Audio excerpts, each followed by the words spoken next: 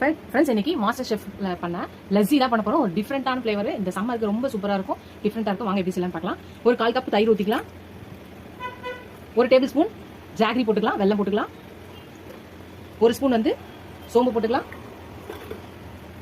ஒரு சின்ன துண்டு இஞ்சி போட்டுக்கலாம். இதை கட் பண்ணி போட்டுக்கலாம். புதினா வந்து ஒரு 1/2 கப் போட்டுக்கலாம். இப்போ இதுக்கப்புறம் ஒரு 1/4 கப் தண்ணி ஊற்றிக்கலாம். இப்போ நல்லா அடிச்சு எடுத்துட்டு வந்துடலாம். ஃப்ரெண்ட்ஸ் நம்ம ரெடி பண்ணியாச்சு ஃப்ளேவர்ஃபுல்லான ஒரு லஸ்ஸி. இப்போ நம்ம கிளாஸ்ல பரிமாறிடலாம்.